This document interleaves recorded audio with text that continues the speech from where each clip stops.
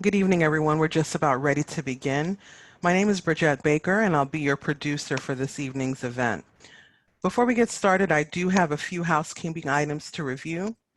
This evening's webinar is being recorded and broadcast live on Facebook, so feel free to invite your social media friends to join in or start a watch party and invite others to join as well. If this is your first time using the Zoom platform, on the bottom of the Zoom screen, you'll see your main toolbar that has, among other things, audio, etc.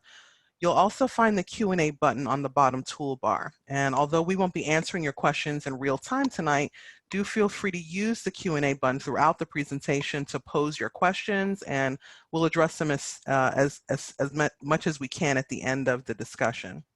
On the toolbar towards the right, you'll find the chat function. And we definitely highly encourage you to use the chat function to express your thoughts on any of the topics that we'll discuss tonight. And this evening's discussion forum is designed for you, the community.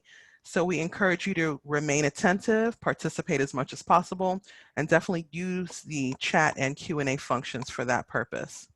I do thank you for your attention during our housekeeping review. And I now hand the floor over to Dr. Elizabeth Cheryl Davis, Chapter President for the National Coalition of 100 Black Women, Inc., Sacramento Chapter. Good evening. Good evening to the Sacramento community and those of you that are afar. We welcome you to this event and thank you again for joining us. Again, I am Dr. Elizabeth Cheryl Davis. I am the president of the Sacramento Chapter of the National Coalition of 100 Black Women. The National Coalition of 100 Black Women has partnered with the Black Women's Health Imperative and EBONY to continue the 3 of 5 series webinar titled Our Health, Our Community, Mobilizing for the Survival of Black Women Beyond COVID-19. This evening, I have the honor and the privilege to introduce Mrs. Virginia W. Harris, National President of the National Coalition of 100 Black Women. President Harris was reelected to lead the coalition in a second term in October 2019. Having served as a member of the Metropolitan Atlanta chapter for 29 years, President Harris has consistently demonstrated her leadership abilities through successfully serving as both national and local chapter levels. For the past 17 years, she has served as the national president, first vice president of programs, Vice President of Finance and Fund Development, National Treasurer, and chaired several national committees.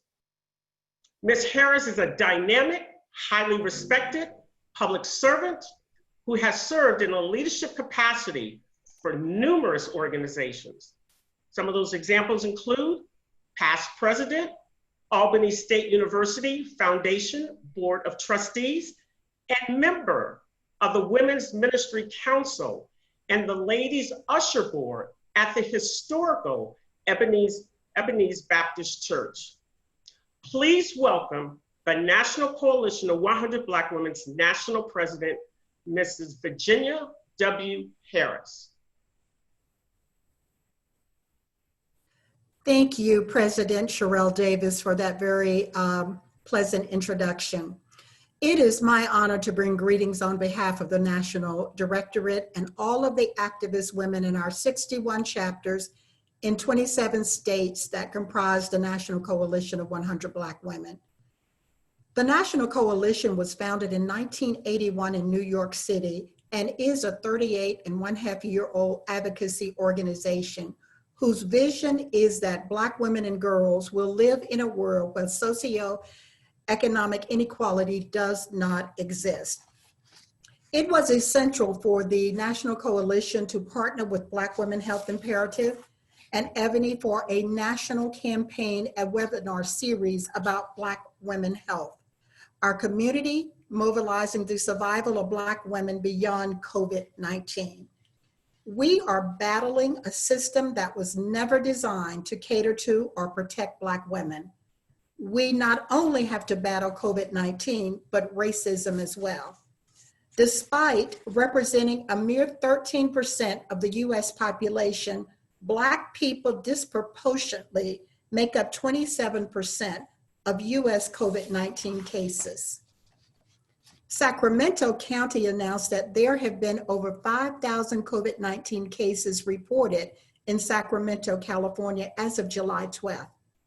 The California Department of Public Health has revealed that African Americans are dying at a disproportionately higher level. The proportion of COVID-19 deaths in African American is more than 1.5 times that their population representation across all adult categories. Nationally, Black COVID-19 mortality rates are nearly 2.5 times higher than white and twice as high as that of Asian and Latino population. Considering that Black women lead over half of households in Black communities, their health and well-being are of the utmost importance. We cannot wait nor rely on the system to do right by us. It is time for us to take charge of our community and take charge of our health. Thank you very much, and I look forward to the conversation.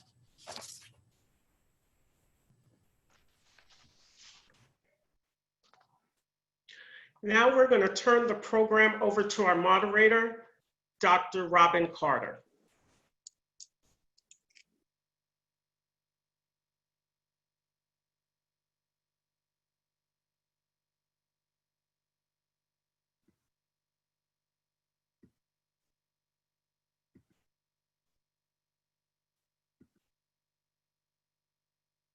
Good evening, everyone. I'm Congresswoman Karen Bass, and it's my pleasure to support the virtual webinar tour of Our Health, Our Community.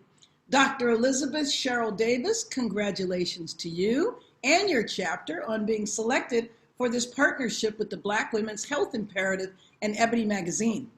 The National Coalition of 100 Black Women, the Sacramento Chapter's goal is preparing women of color for a prosperous future is to be commended and celebrated. I do remember 16 years ago when you awarded me with a membership in the organization. In the 6 years that I spent in Sacramento, I was involved in your chapter. So as we face this unique and unprecedented moment in history, we know how important it is for Black women to be heard, supported, and counted. And I am very excited that people have finally woken up to realize the role that Black women play in elections and in leadership in our country. So this really is a critical moment. We are a little over 100 days from an election that frankly is a matter of life and death.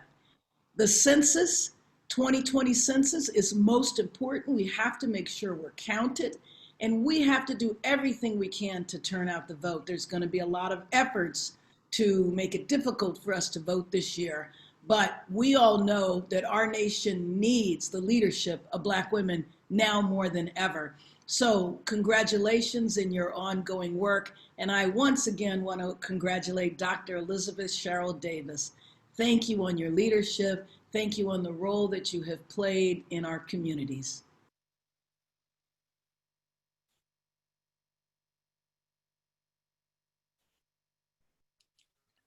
Can't.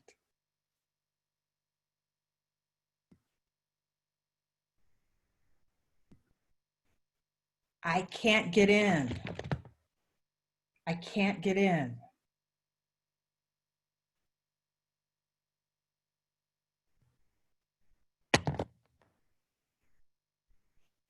I can't get in.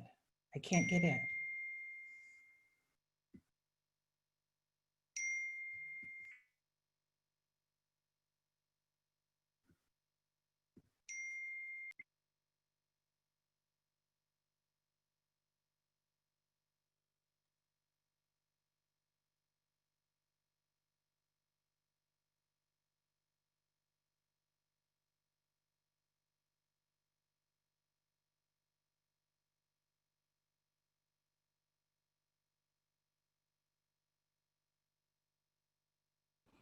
All right, this is Bridget Baker, the producer for the evening. Seems like we're having a technical issue with the audio.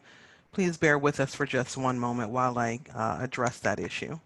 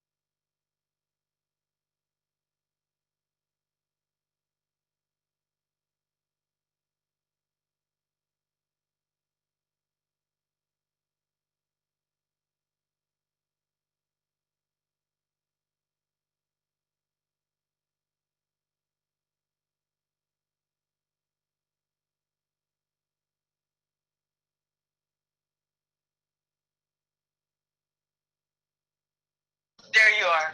There you are. Hi.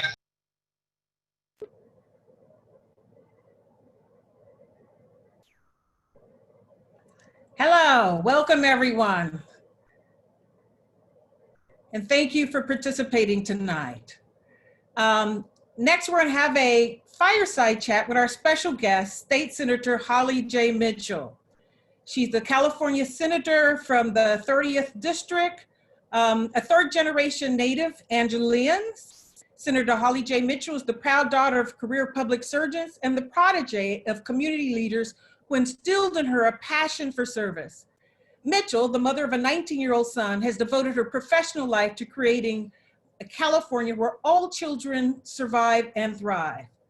The Senator's groundbreaking successes include nearly 80 bills signed into law. These bills focus on improving human services, expanding access to health care, defending civil rights of minorities and the undocumented, and reducing the numbers of children growing up in poverty. Senate Bill 188, the Crown Act, gained international media attention, banning discrimination of natural hair by employers and public education institutions. Senator Mitchell paved the way for others to follow, with the Crown Act being introduced in legislatures across the country. I'm going to start with our first question to Senator Holly Mitchell, which is congratulations on the first anniversary of the Crown Act. Thanks to you, we now have statutory protection for hairstyles, mostly worn by Black women, an important step in the fight for racial justice. But going forward, how do we capitalize on the momentum created by the current national uprising to demand other policy changes we so urgently need?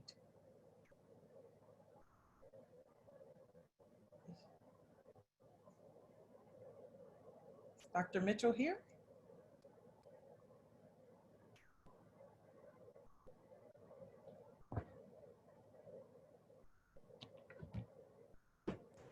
Dr. Mitchell, are you having trouble with your audio? Can you hear us?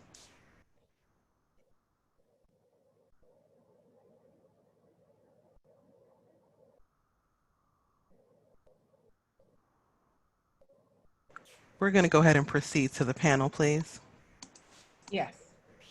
Okay. First panel. Before that, Dr. Angela Marshall, MD, will bring a short message from the Board of Directors Chairperson of the Black Women's Health Imperative.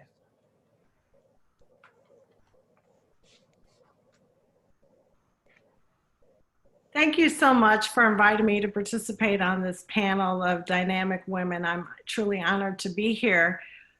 The Black Women's Health Imperative is deeply concerned about the health of Black women. Even before the pandemic, for over 33 years, we've been working to promote self-care and healthy lifestyles among Black women. Since this awful pandemic began, which, by the way, is affecting our community in a much more devastating way, as Dr. Harris so eloquently highlighted, the Black Women's Health Imperative has been raising awareness and connecting people to much needed resources through our vast network and social media outlets. I'd like to share 3 specific things that we've done recently related to COVID-19. One is we recently launched a web-based Black and Well TV, which you can tune into every Friday at 4 p.m. Eastern Standard Time. We've also been making sure that people know their rights about emergency care, their rights on how to get tested and when they should be tested. And we've been doing a lot of health advocacy in that space. And third, we've devoted an entire web page to coronavirus facts and figures. As you all know, there was a lot of misinformation that was coming out initially about COVID-19. And so we wanted to set the record straight. So we developed an entire website devoted to credible, trustworthy information.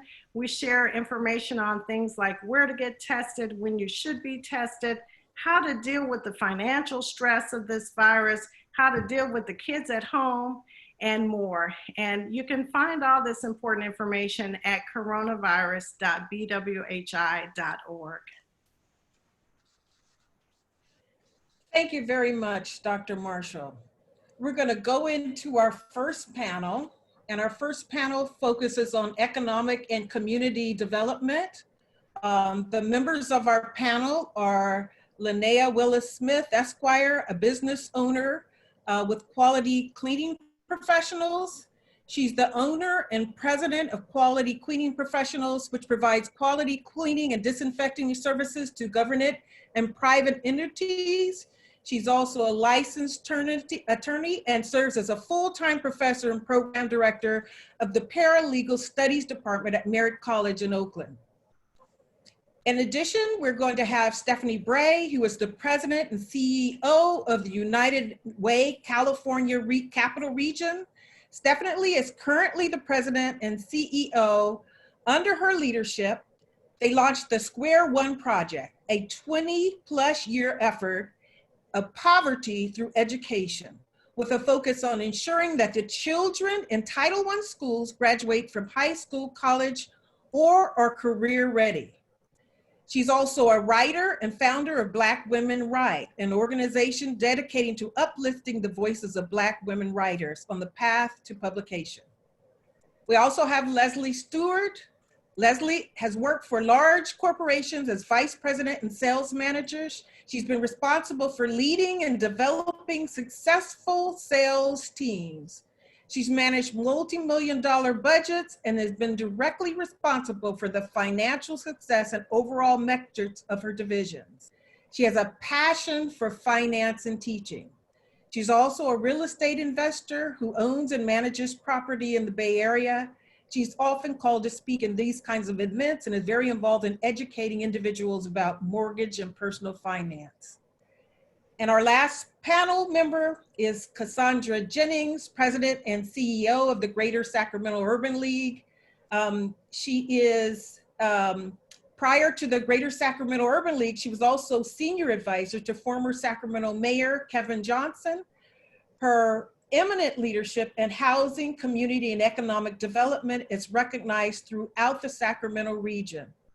In May 2020, Cassandra was selected by the Fortune 100 and multinational healthcare enterprise, Centene Corporation, as a member of its new National Health Disparities Task Force. She presently serves on the boards of the Greater Sacramento Economic Council, Golden One Union, Norwood Avenue Shasta Housing Corporations, Align Capital Region, and Sacramento Steps Forward. We're going to start out with Linnea Willis-Smith. The first question, you're both an attorney and a business owner. What kind of relief is available to small business owners like yourself? And what impact do these programs have on your ability to cope with the ever-changing expectations for businesses? So I first want to say good evening to everyone, Madam Presidents, to you, Dr. Carter, and to everyone else. And thank you for having me here this evening. I'm going to answer your question, but I felt moved to say that what's most important and what has gotten me to the success that I am right now and what's going on and the opportunities that have come my way is a spiritual thing. I feel like it was important first to honor God in what I'm getting ready to say, because a lot of what's happening and a lot of the opportunities are answered prayers, are prayers that I asked for. I asked for increase, I asked for growth, I asked for company success, and it's happening. And you know, some people say, be careful what you ask for, be ready.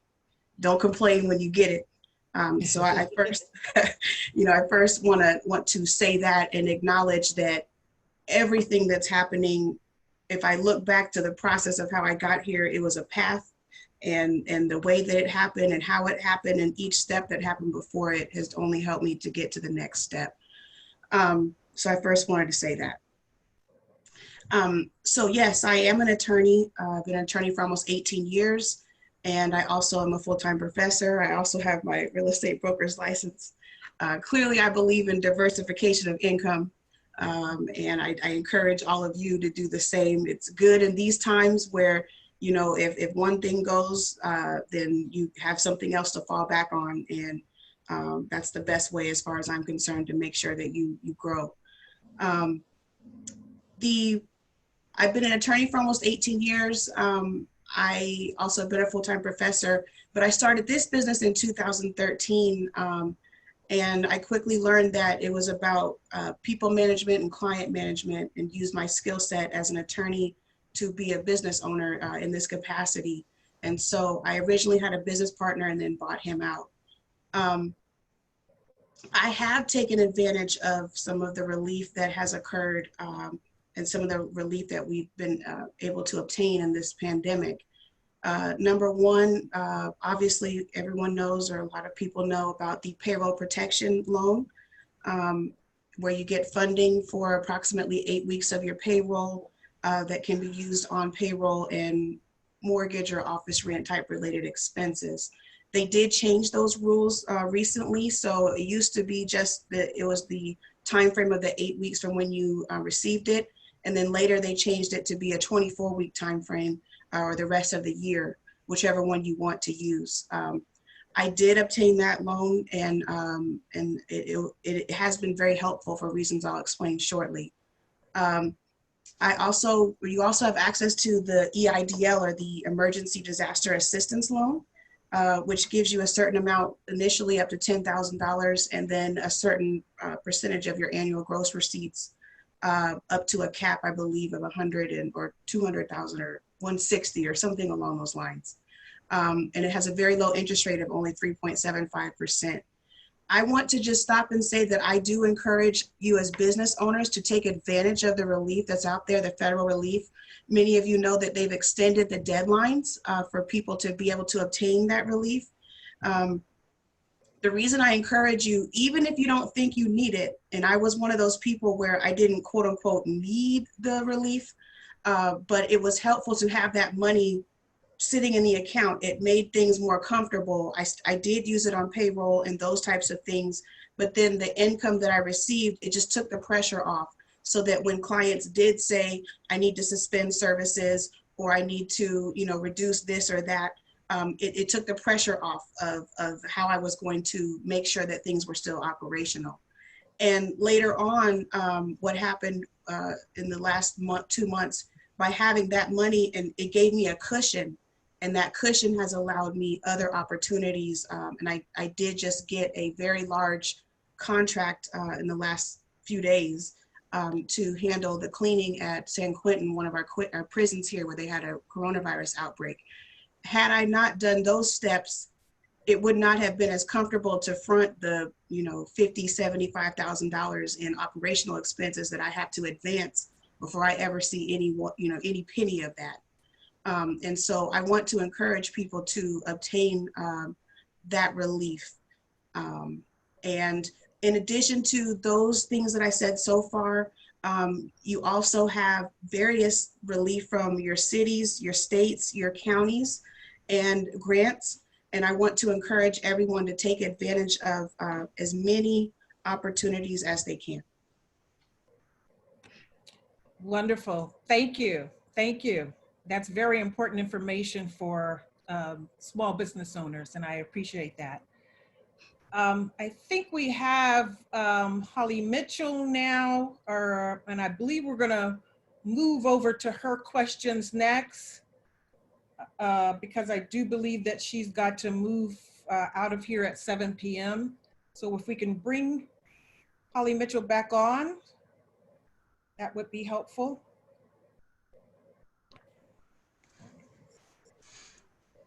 All right, so at this time, we're going to move back to the fireside chat. So we're going to actually pause with our panel number 1 and go back to the senator, and then we'll come back to our panel, our panelists momentarily. Thank you. Technology is a wonderful thing. Okay. It's wonderful, Dr. Carter, only when it works for you. And let me apologize to my sisters on the panel. I think my chief of staff and I got our Zoom sign-ons crossed, so I could see Tiffany's face, and I'm hollering, I'm here. So please accept my apologies. Well, that's okay, because they couldn't see my face, but they could hear me saying, I can't get in. So let me start out with saying congratulations on the first anniversary of the Crown Act. We're very excited and proud about that. Thanks to you, we now have a statutory protection for hairstyles that mostly impact Black women, as you know. It is a really important fight for step for social justice. But beyond that, what are we going to use, this momentum right now where we have this uprising and this current national uprising? What are we going to do beyond that? What other kinds of policy changes that we need right now? Well, Dr. Carter, thank you very much. And thanks to all. This brings me back home. I worked for the first state office of the Black Women's Health Imperative in the early 90s, the California Black Women's Health Project. And so it gives me great pride to participate in today's panel. My organizing and policy roots are grounded in the needs of Black women, so it's a pleasure to be here. When the governor signed the bill July 3rd of last year, Ms. Jennings was certainly there at the bill signing ceremony. She can attest. He said, this is not just about hair. And he was absolutely right. He nailed it. This was about our ability to include in code section the notion of race-based traits. And so while all of us as Black women understood that we were the only group of women where a workplace policy or a school dress code could tell us how to wear our hair, for us, this is about choice. So it's not about whether you choose to be natural or you choose not to. We were regaining our power to make the choice that was in our best interest. That's fundamentally what the Crown Act is about. And I'm very proud that it started here in my home state of California. We now have 7 states that followed suit, Virginia, New Jersey, New York, a number of states, as well as bills that have been introduced now at the congressional level. So again, while we celebrated Independence Day, our Black Hair Independence Day, and the Crown Act, Crown Day, July 3rd, it's important that all of us know that it's about us having the power to choose for ourselves. Absolutely, absolutely. Congratulations again. Thank you. So let's talk a little bit about the coronavirus. It's been described as the great equalizer, but in actuality, it's the great magnifier.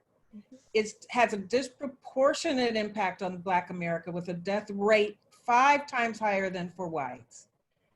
As states move to reopen, and in the case of California, open and then close again, and hopefully open again soon, how will our communities continue to be impacted? What measures can we take to, particularly to protect Black communities, since we were so disproportionately impacted? I appreciate that question. And, you know, as I said, my history with the Black Women's Health Imperative goes back decades. And these were issues that its founder, Billy Avery, and some of the early organizers around Black women's health in this country have been talking about for generations. It was when I worked for the Black Women's Health Project, I had my first opportunity to participate in trying to influence the FDA around clinical trials for Black women. And so we know this is not new. This virus has given us, in a very strange way, an opportunity to put our health disparities on Front Street so the world can understand what we have struggled with.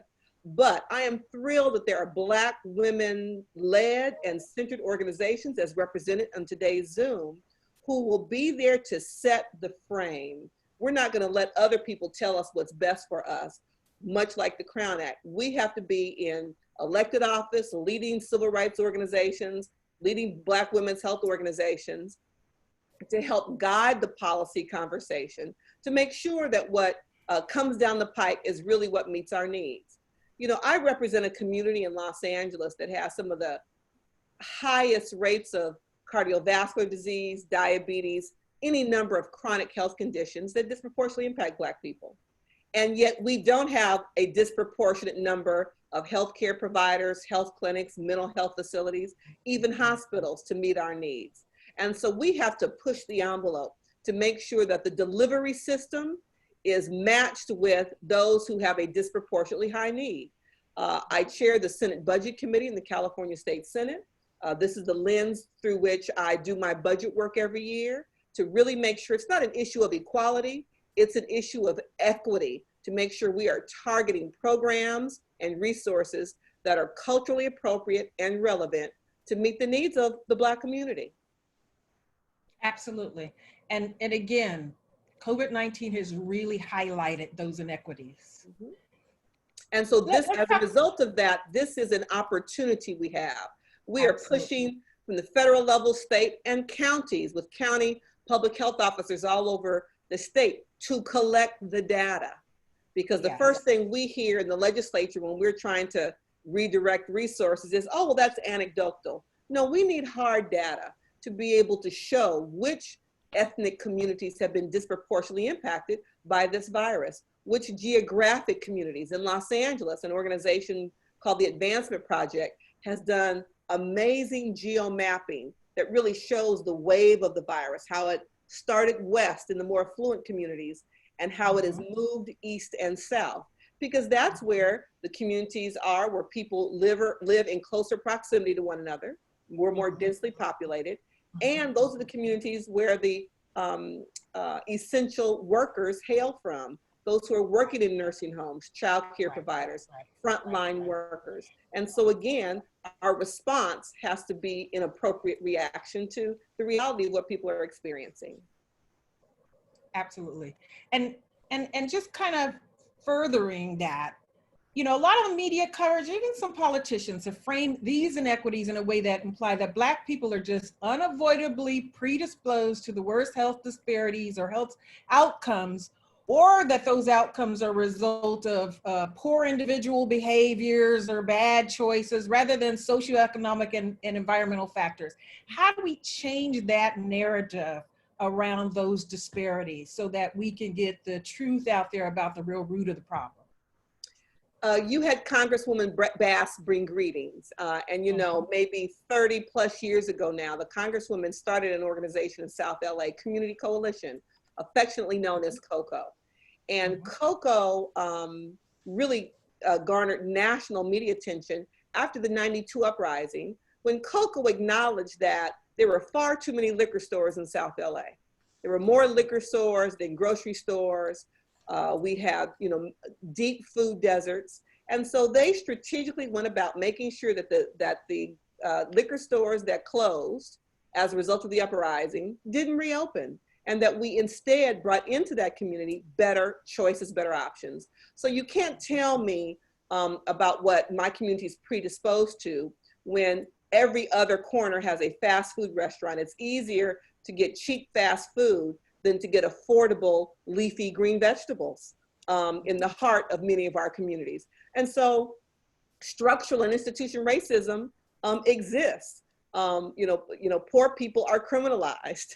And so until we begin to address that and make sure that we are giving our community access to information, product, and resources, it's not fair, it's inappropriate to presume that we, quote, do this to ourselves. We know the tobacco industry targets Black people. Every billboard, in any city in this country with a street named Martin Luther King Jr. Boulevard has more tobacco and alcohol advertisements than anything else. And so those are the kinds of issues we have to bring to light and affect some change. Last question, and I know you got to get out of here. As the COVID pandemic is contained, what priorities should we set in terms of addressing healthcare inequities for Black women in particular? Thank you for that. This is a public health and economic pandemic that hit us like a tsunami and catapulted the state of California and municipalities across this country into instant recession, like something we've never seen before. A recession that we can't blame on one industry or one group of people, or that only a narrow group of people are being impacted.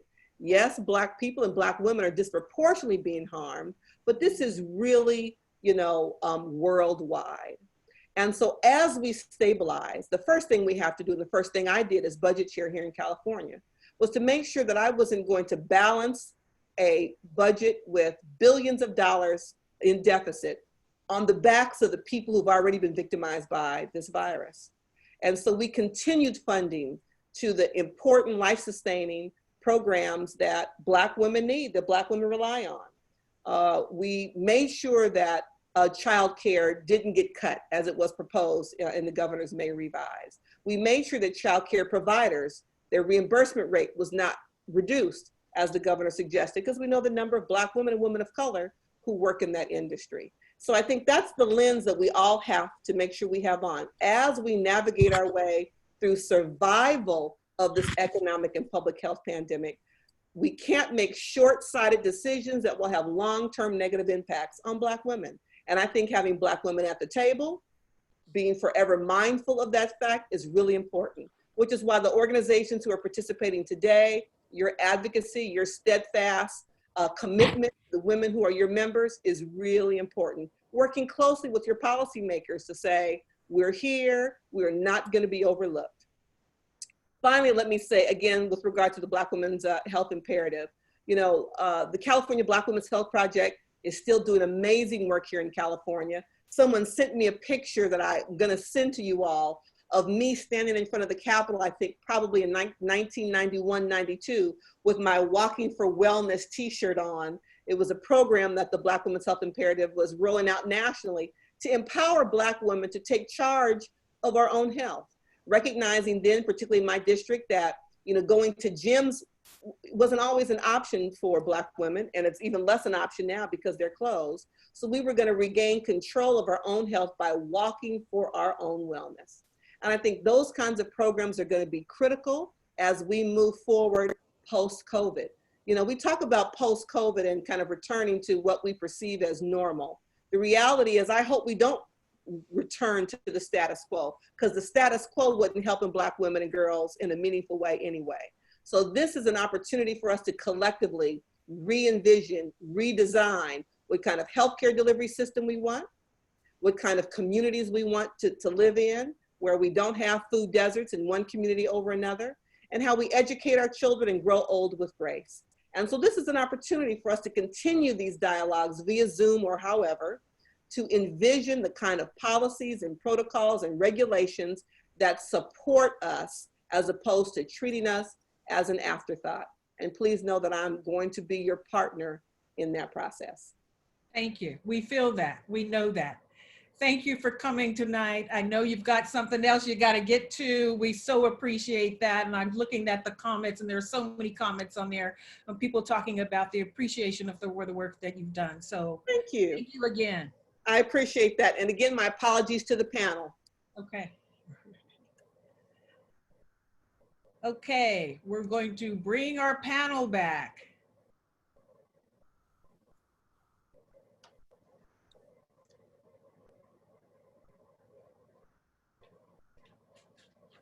Thank you for your patience. I think we're waiting for Stephanie. Stephanie here? We need to get your video on, Stephanie. There we go. There we go. So my next question is for Stephanie.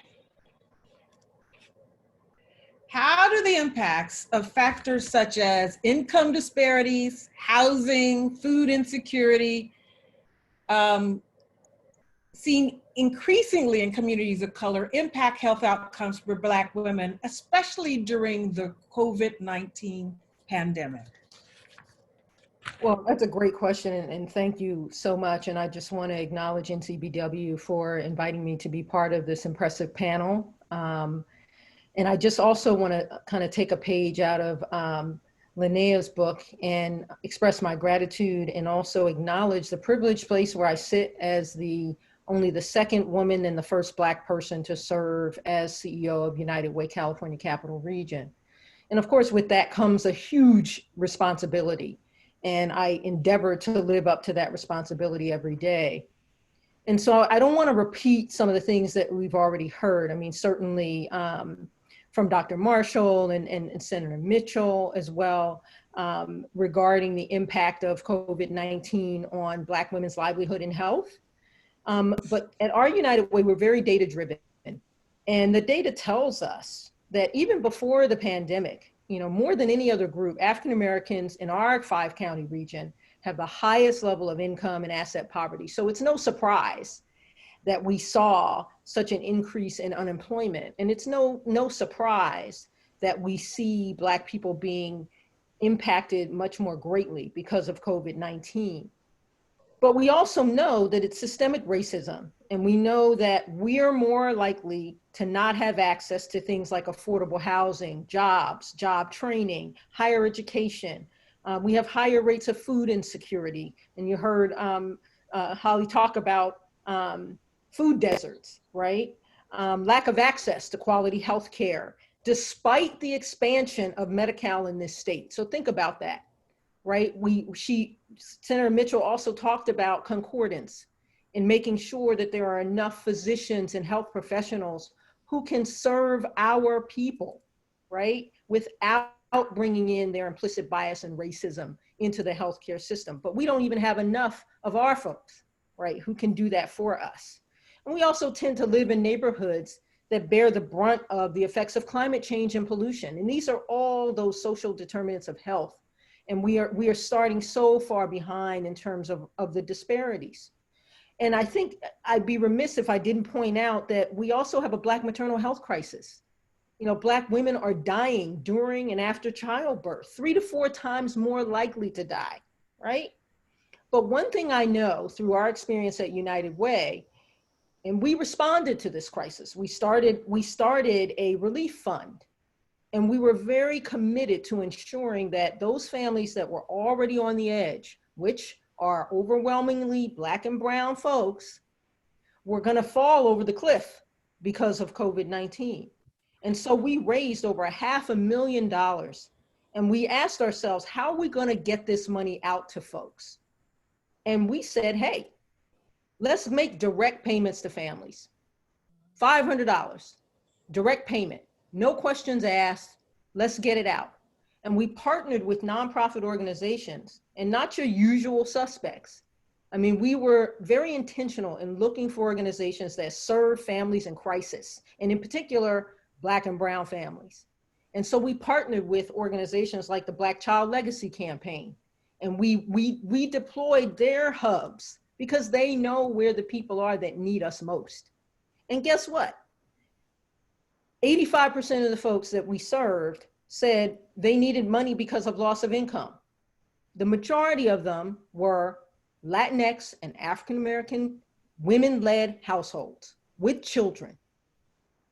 And we made it easy for the nonprofit organizations to participate. We didn't make them apply for stuff and fill out long applications and all of that. We selected organizations that we knew had a track record of serving those families, because we didn't want folks coming and saying, oh, we can create this, give us the money. No, we wanted to work with organizations that already knew how to do that. But I just want to say one thing before I close. This pandemic has taught us that with political will, you can make direct payments to families. We had the federal government doing that, right? What's the answer to poverty? Money. And so in this pandemic, you know, the federal government made it happen. And it took political will, but guess what? It happened, right? And it was more than just a moral imperative. We also know that systems and structures can be broken down and rebuilt. Same thing, midst of a pandemic, laws were changed so that health professionals could work across state lines and provide care. And they did that so that fewer Black women would die in childbirth, because they could have doulas and they could have midwives cross state lines to help when hospitals were overrun and Black women were fearful of giving birth.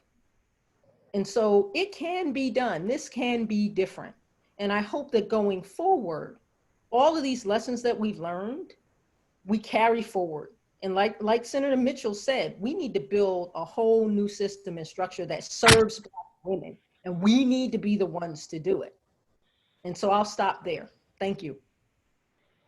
Thank you. And thank you for pointing out, much like Holly Mitchell and Mitchell did as well, there are opportunities. You know, it's an awful time and we're all suffering in some way, but there's also some wonderful opportunities. And so thank you for reminding us of that again.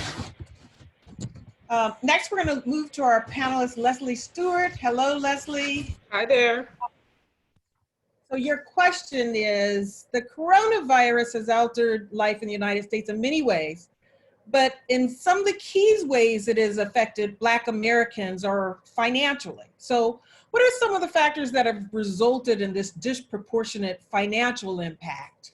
And what are some of the strategies you would recommend for coping with financial insecurity at this time? Okay, so first, we were already falling short in this area, as we all know. And I'm going to focus on two things that really perpetuated the situation. Number one is our propensity to overconsume. And number two is our lack of understanding of how to save and invest. Two areas that we were way too much. We're overconsuming to the point that advertisers don't even have to advertise to us anymore. Statistics show that we are spending more money than any other culture in our country, but we don't have any savings. We're at the bottom in our savings and investing. So as far as the overspending, I think that we are making more money than we've ever made before. We were before this pandemic, but we were not utilizing it in the right ways.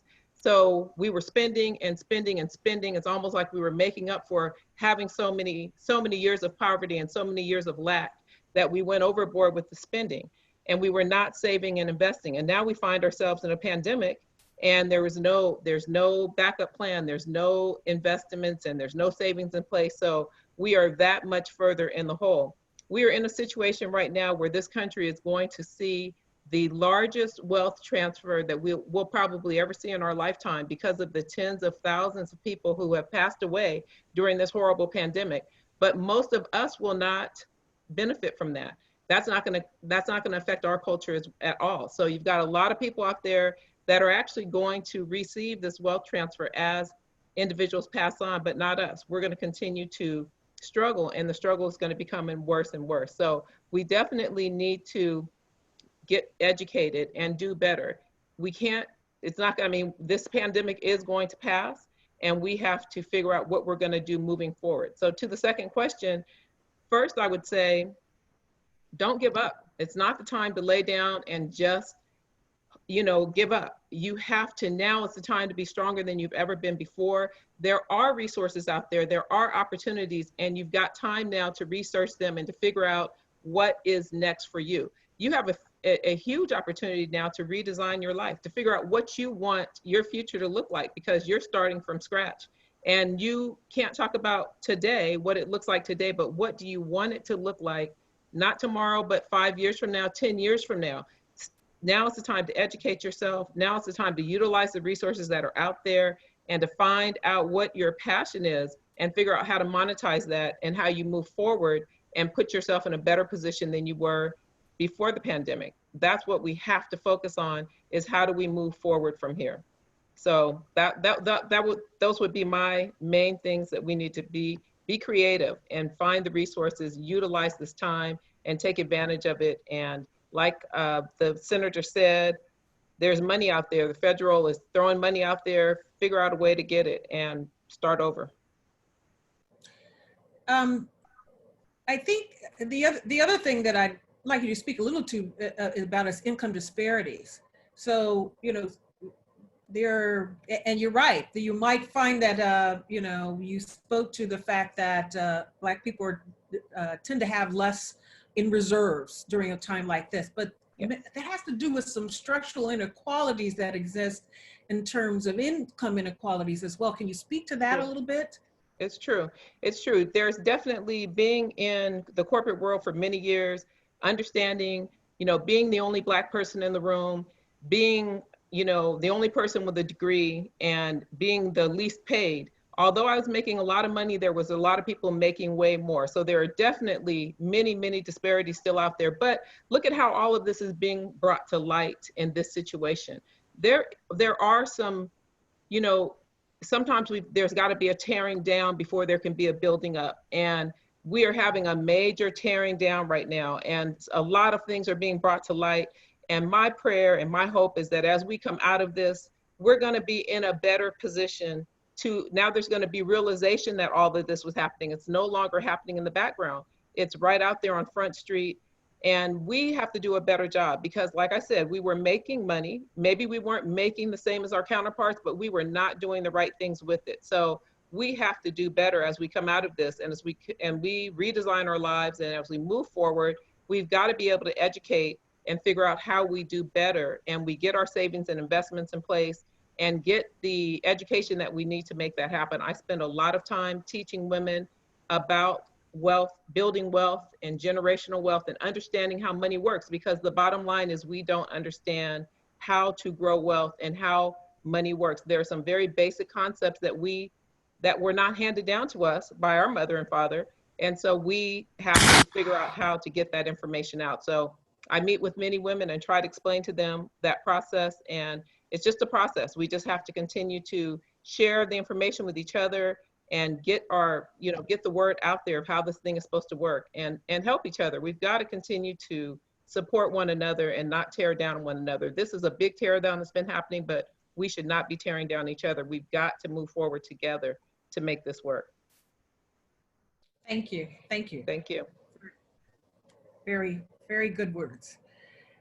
Cassandra Jennings, can you discuss some of the efforts of the Greater Sacramento Urban League and its community partners, and also your work with Centene Corporation as well, and what's happening here in the Sacramento region and community as well?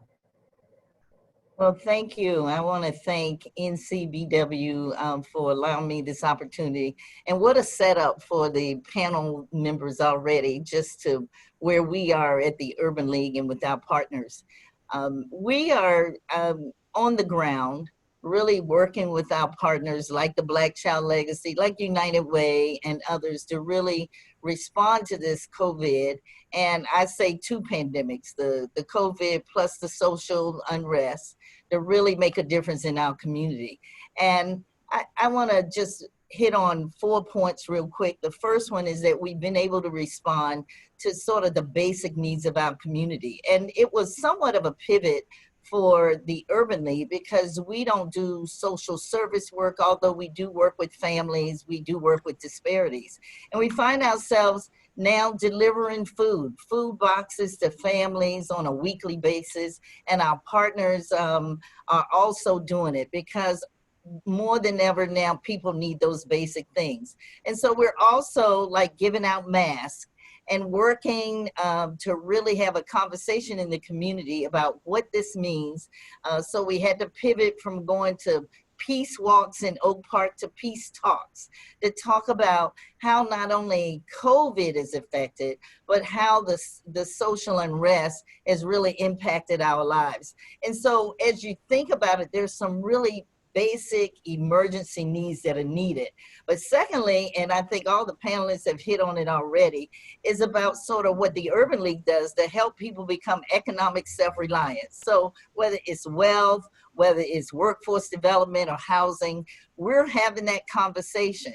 And if you want to look for a silver lining and something that's just awful, just think about it's really the opportunity to really serve our people better. So there are lots of people unemployed, and guess what? There are jobs out there. So the Urban League had to pivot, go virtual. Now we're doing a hybrid. Now we are taking appointments. But what better time to really prepare yourself for the jobs? So we're having workshops. We're having one-on-one sessions. We're helping people with their resumes. We're having 2 hiring events, and we start to have them every Friday, one with FedEx and one with Amazon. And guess what? They're having jobs. They're giving jobs out.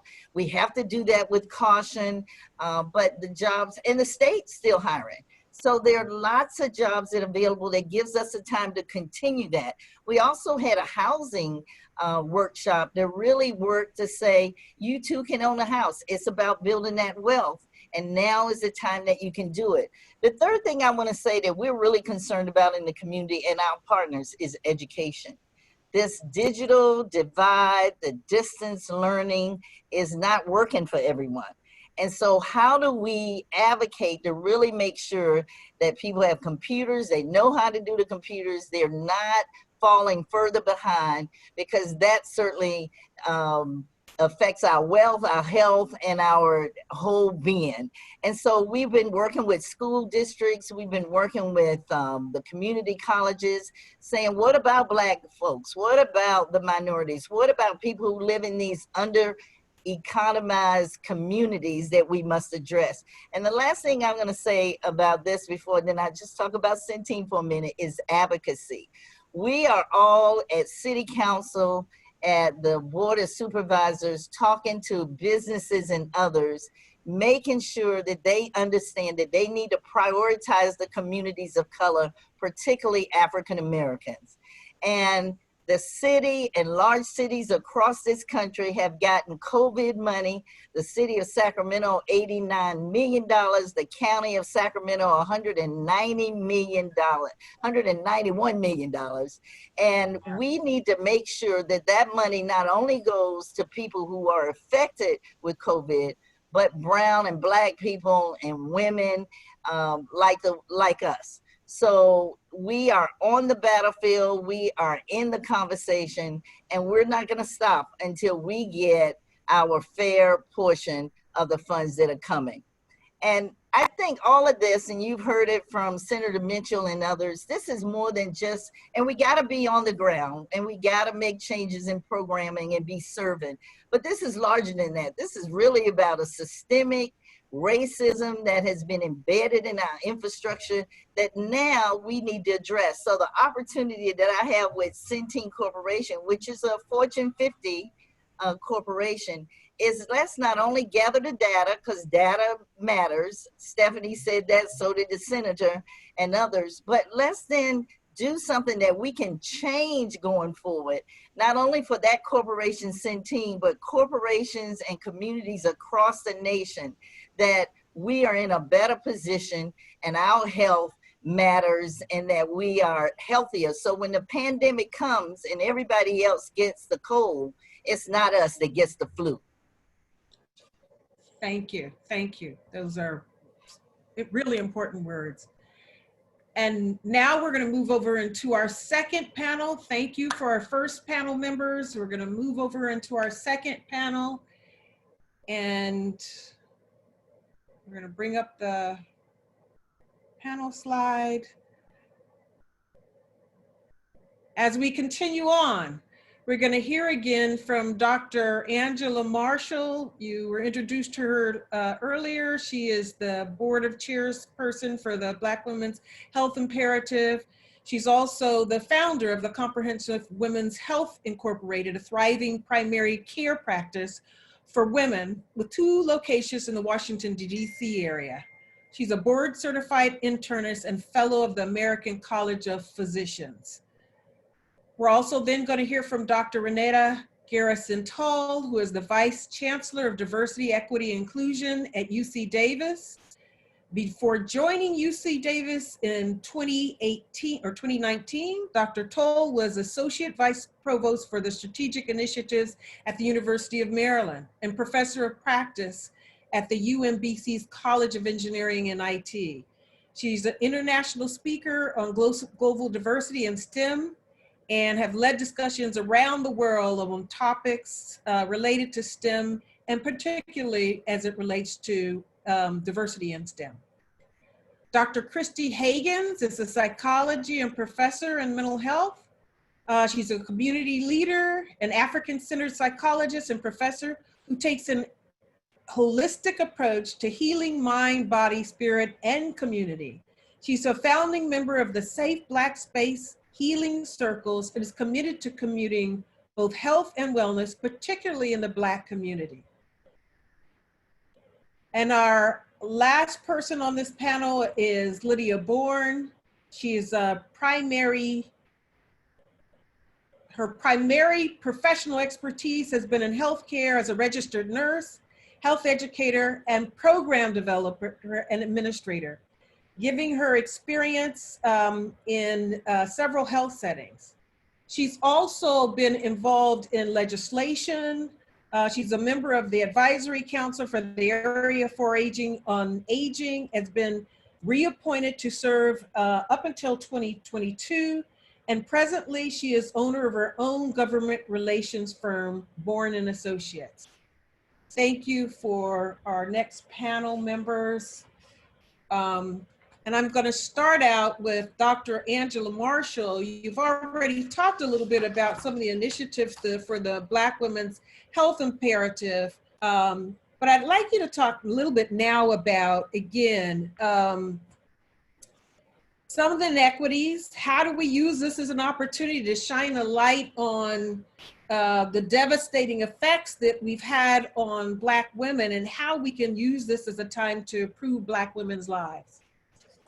Thank you. And you know, as Black women, oftentimes we feel fine, and we certainly may look fine, but the reality is sometimes, as the data suggests, we may not be doing as well internally on the inside as we look on the outside.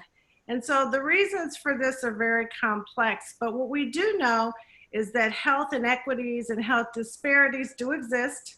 And we have to do our best to change these disparities. And some of these contributing factors are inside of our control. Things like treating chronic conditions like diabetes, hypertension, and obesity. But there are some things that are outside of our direct control. Things like systemic racism that affects our health. Things like implicit bias in healthcare that affects our health. And socioeconomic factors like poverty, which definitely affects our health. So we would like to promote, and we feel that it's really important for us to use this as an opportunity to optimize the things that are inside of our control to help improve our health, optimize our health, and also work collectively to try to fix some of the things that are outside of our direct control, some of those things that are working to tear us down.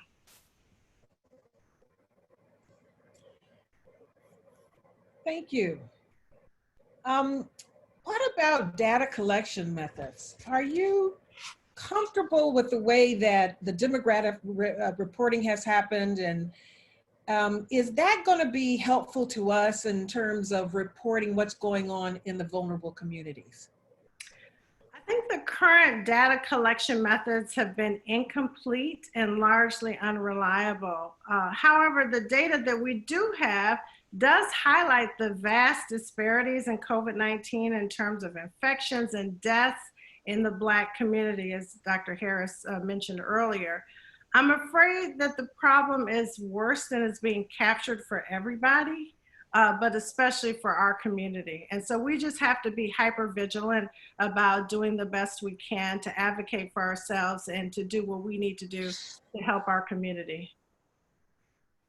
Thank you. Thank you very much for your contribution. Thank you.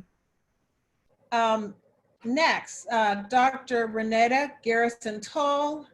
From an unethical experimentation in the past to today's maternal health crisis, racial bias has long been an issue in services for Black women, and particularly for health services. What can be done to confront racial bias in healthcare? And I know that's a big question.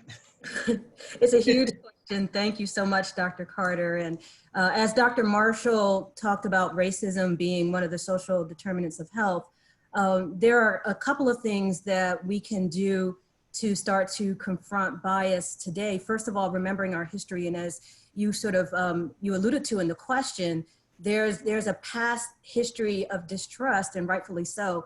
In the 1930s, there was the horror of the exploitation of Black men with the Tuskegee syphilis experiment, where over 600 men were enrolled in a project under the guise of having free health care. They were promised that. They didn't receive the treatment. They were given placebos. They were left untreated. They passed away.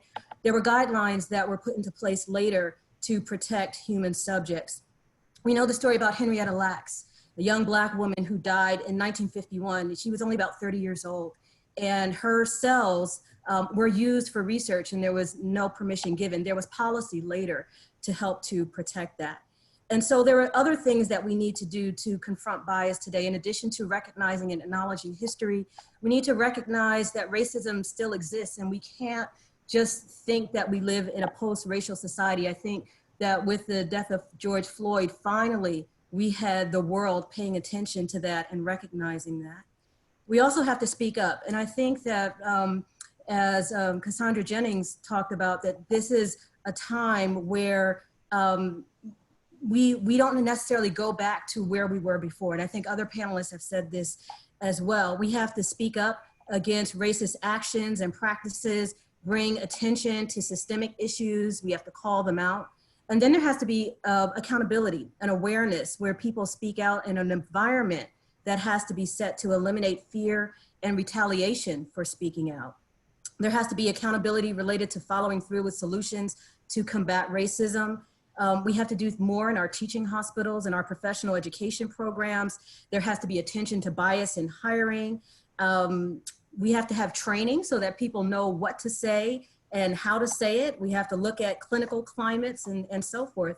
And the American Association for American Medical Colleges talks about unconscious bias and how there are issues related to admissions, curriculum development, counseling, faculty advising, and so forth. At UC Davis, we have some things in place that we are working on related to this, diversity in education programs, virtual healing circles, et cetera, but it's not enough. And we need to continue to dig deeper because we have a lot left to do. So given the concerns that you expressed here, and again, Black adults are more hesitant and less willing to trust medical scientists and embrace the use of things like experimental medical treatments, how are we going to assure that Black women get their share of the treatments when they become available?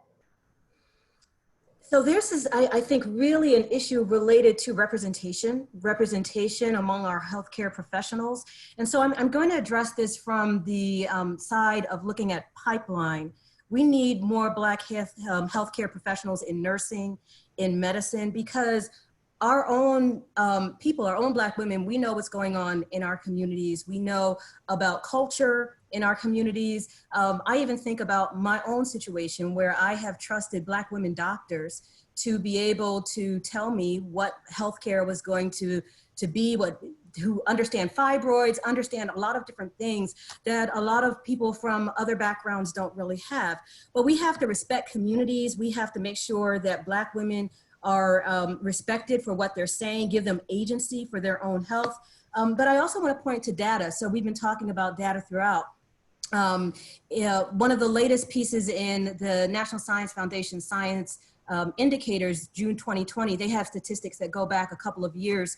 And so even when we look at the latest data available from 2018, and we look at women, particularly Black women, who are in the pipeline for biological and biomedical sciences and also health sciences, we have about 6,600 or so, 6,633 Black women who graduated with a bachelor's degree in the biological, biomedical sciences. But when you look at all women, it's about 75,000, and that's only 8%. If you look at health sciences, the number sounds high, 21,040. Sounds like a lot of Black women, but when you look at all women who are graduating with just a bachelor's degree in the health sciences, you have 193, 702,000, and that's 10%. That's still less than parity, still less than 13% of our population here in the US. But why is this so important? It's so important to get people into the pipeline because we have young women now, like Dr. Kesmikia Corbett, who's a viral immunologist, and she's one of the lead scientists at NIH now who's working on the COVID-19 vaccine. And so when you get more Black women into the pipeline, you have more people who are going to be able to address solutions. So in summary, we have to have informed hiring practices that are going to make a difference as we start to increase the pipeline. We need Black women in positions of leadership to make a difference in the medical infrastructure, not just for their expertise, but also for their referrals, because there are systems and communities of trust. And finally, we need training for all practitioners, regardless of their background, because they have to be informed, they have to be ready to speak up, and they have to be ready to act against racist practices. Thank you. Thank you for your contribution. Representation does matter. Thank you. I want to move to Dr. Christy Hagens. The impact of COVID-19 pandemic and the trauma of witnessing a string of brutal killings of Black people has a significant impact on the mental health of Black communities, particularly Black women in this instance. So can you talk about the stressors that are specific to Black women, their impact on their ability to cope, and some of the self-care practices that Black women can engage in to maintain wellness during this period?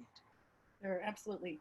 Excuse me, I want to start just by saying thank you for the invitation to be here. It's an honor to be with this esteemed panel. I want to be mindful of the time and not repeat a lot of what has been said, but just start as well by honoring our ancestors, by kind of really calling as well into, when we think about mental health, kind of our spiritual health, or this bigger sense of who we are. And we are indeed living in a double pandemic. We are being hit by so many sides in terms of our health, our wellness, and trauma. A few things I want to just point out as an African-centered psychologist, some things that may be very obvious in some ways, but just to make it even more plain, right? This idea that as Black women, we tend to be the leaders of our households. We are the primary caretakers. We are the ones that takes care of everybody, right? So we, particularly right now, may find ourselves falling into roles where we are taking care of both our children as well as our elders, right? In that sandwich generation where everything has now shifted and changed. We may have partners or be in relationships as well where we are dealing with dynamics around what these changes mean for us. Plus, right, most of us, and remembering the bios that were read, we're active in our church, we're active in our community, we've got our extended family, we've got our jobs, plus our jobs. And so there's these ways in which we are stretched in so many different ways. And we tend to, again, be socialized as Black women, that we have to be strong. We have to be these strong Black women that do carry it all, that we can't be weak, that we have to be the backbone for our community. And yet in that, we really can't and should not carry it all, right? We jeopardize our own health, the people of those around us. And so it's really important right now to not neglect ourselves.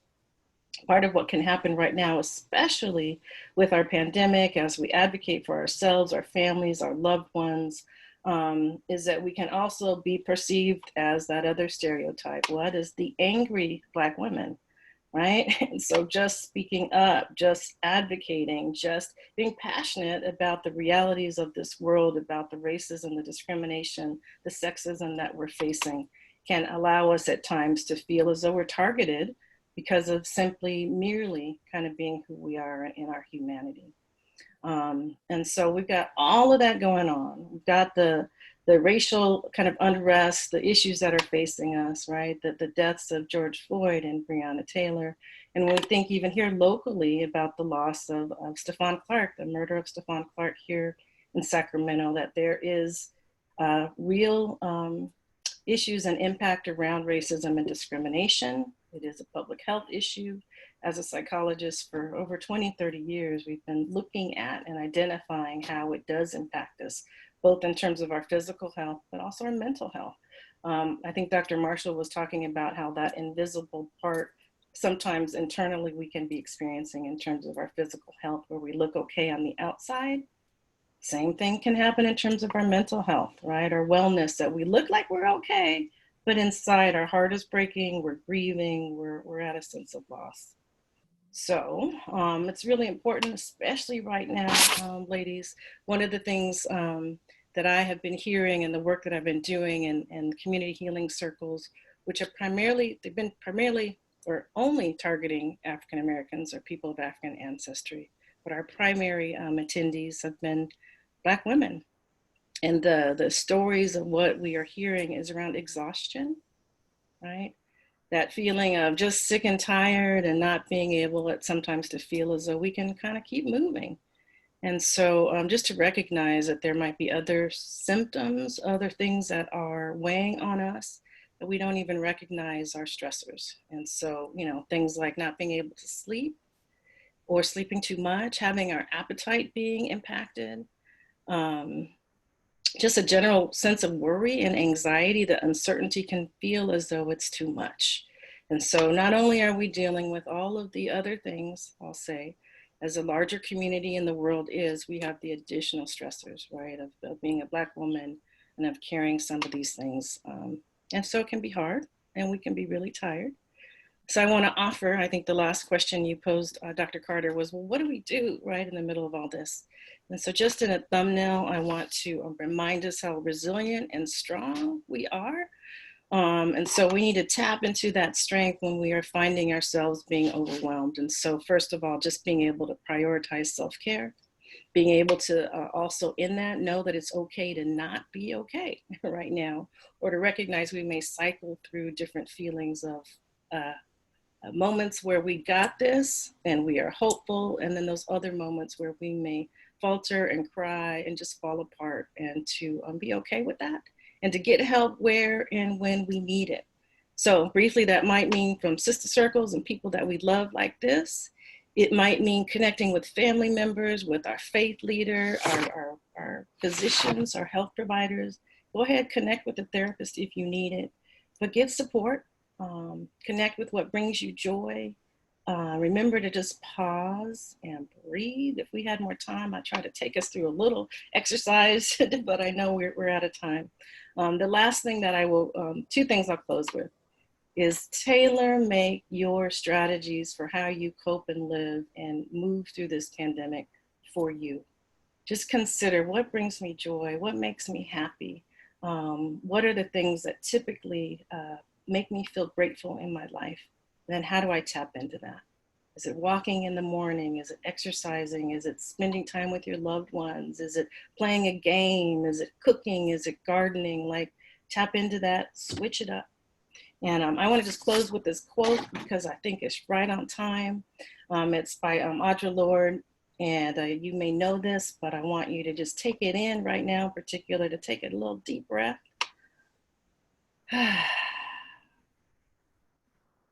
And it reads, caring for myself is not self-indulgence, It is self-preservation, and that is an act of political warfare. We're at war right now. This is soul work. We're at war for ourselves, for our children, for our future. So care for yourself. It is not self-indulgent. It's self-preservation. It's an act of political warfare. So thank you so much. Thank you. Thank you. Very helpful words. I don't see our last panelist. Lydia, are you there? I don't see her. Okay. She's had some difficulty connecting, so we're going to move on to our Q&A. Go on to the questions. If we can bring back all of our panelists. And I'm trying to look through the questions here.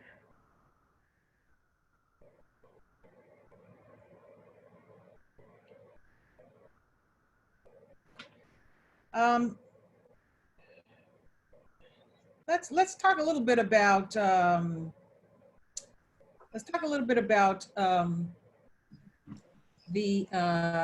COVID vaccine. Hello. I'm here. This is Lydia. Oh, okay, Lydia. I'm gonna pose this question to everyone, if you can answer it for us. There have been calls for Black Americans, because of the disproportionate impact, should be second in line to get the COVID vaccination after healthcare workers once it's available. Do you agree with that? And if so, why or why not? That's a very complex question, as you are well aware. Well, first of all, thank you for having me on the panel. But that is a very complex question, I think, that you probably are aware of. There are a lot of issues that are going on with COVID-19. First of all, it's a novel virus, and so we're still trying to figure out what exactly is going on with this. Why do some people present with certain symptoms, mild symptoms? Others are seriously ill when they come in. Some are contagious but have no symptoms. And so we're in the process now of trying to collect data. And the one thing I think that most of the researchers already have agreed on is the fact that with comorbidities and over the age of 65, that folks are at much greater risk. And we see the disproportionate effect that it's having in the Black community. And a lot of that has to do with the social determinants of health. Many Blacks are in lower paying jobs, which means they don't have health insurance, or if they do, they're essentially underinsured. We also have a very high rates of unemployment. And so when we look at those issues around access to care, we know that Blacks are very slow in seeking medical attention. And many times, because of their comorbidities, they may be inadequately monitored or controlled. We've already talked about the lack of adequate numbers of physicians who look like us, and the bias and outright prejudice that can result when they go in to get care. We know some of those stories. Blacks in these low-paying jobs also don't have access to sick leave. And so they may be a little reticent, a little slow in terms of going in to get care. And many of our essential workers are also people of color, Blacks and Latinx. And so they are at higher risk for exposure to COVID-19. We also know with those folks who have comorbidities, the medications that they're taking many times play a role in how their body responds to any other type of infection that may affect them. And we're seeing that with some of the patients that we have in the hospitals. The stressors, not only of the comorbidities, but also of the new infections, and more importantly, of some of the issues that we've already talked about, the bias that we have to deal with, the interactions that we have that are not always pleasant with our healthcare providers. And so I would also want to point out, we talked a little bit about data. I think that there's been a recognition that about these disparities, but not to the extent where we're really trying to address them. Some folks have mentioned the fact that we need to have higher numbers of healthcare providers who look like us. We also need to do cross-cultural education of these healthcare providers. We also need to move toward free college. I mean, that's a very important conversation that's been going on at the policy level. And also, we're talking about how folks interact within their communities. What can we do with these lower income communities? I think Holly or someone else mentioned, you know, food deserts. We need to have more full service grocery stores so our folks have access to healthier foods. And we need to also make sure that there are providers already in our communities. But the main issue is how do we deal with some of these comorbidities, which really are, I think, the impetus behind the high percentage of cases and as well as deaths of those who are affected by COVID-19. So now, we're in the process of looking at developing a vaccine. There has not been any agreed upon therapeutic measures. The COVID plasma, convalescent plasma, is being used and it has been effective for some folks. There are some medications, but the primary issue that they're looking at is the development of vaccines. I don't know if you're aware, but it really takes a lot of years to put together a vaccine. The administration is talking about having something at the end of the year. I think the likelihood of that happening is pretty small. Generally, with most vaccines, it takes anywhere from a year to 3 to 4 years because we have to go through the process of making sure that it's not only safe, but it's also effective. And so when Melinda Okay. I thought you were winding up. I was trying to answer the question about the COVID-19 vaccine. Okay. She made that statement, but I think there are a lot of questions I think, first of all, we have to answer about looking at who makes first of all, who will make the determination on who will receive the COVID-19 vaccination. There are certain groups out there that are actually looking at trying to make that decision. ACIP, which is a part of the Centers for Disease Control, is essentially looking at that. And if anybody is interested in being involved in that conversation, their next meeting will be the end of the month, July 2019. You can go online and also submit comments about it. But I think the biggest issue is, yes, healthcare workers may be in line first to get it, but the whole issue around who would be next in line, who is going to make that determination? What workers are we talking about? Many of our Black and Latinx folks are frontline workers, they're essential care workers, they're hospital workers. And so I think there has to be a real clear delineation of who we're talking about, and more importantly, and most importantly, I think, who makes those decisions. We know how Blacks have suffered from some of the decisions that have been made in the past, and I'd hate to see that happen again. So there are a lot of ethical and political and social issues that have to be looked at in terms of making that decision about who would be in line to get a vaccine should it eventually be developed in the next 6 to 2 years. Thank you. I don't know if we're going to actually have any more time for questions because we are moving into our final stage and our closing remarks. I want to thank all the panelists for being here tonight and for everyone who participated. This is just a wealth of information. It is, I know it was a lot coming at you, but I've learned a lot tonight, and very pleased that all of you decided to come and share your time with us tonight. And the panelists, thank you. I can't even thank you enough. We're going to be moving now into our closing remarks with Dr. Elizabeth Sherrill. Thank you. Elizabeth? Thank you, Dr. Carter. I want to thank everyone for joining us this evening. This was absolutely awesome. The conversation was enlightening and amazing. I want to encourage everyone to be vigilant during these unprecedented times. Stay focused, stay close to your families.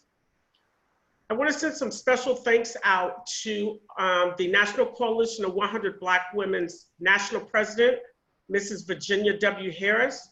I also want to say thank you to all the panelists, our phenomenal moderator, Dr. Robin Carter, the Honorable Congresswoman and Chair of the Congressional Black Caucus, Karen Bass, the Honorable Senator Holly Mitchell, our esteemed panel, again, Black Women's Health Imperative, Ebony Magazine, and for everyone that worked very, very hard putting together this webinar.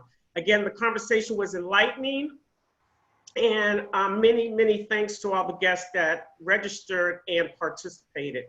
Just remember to, what's really important right now is to register to vote, and your prayers, much prayers. So I want to say good night to everyone. Again, thank you so much for your participation. We will all chat soon. Have a fabulous evening. Thank you. Thank you. Bye.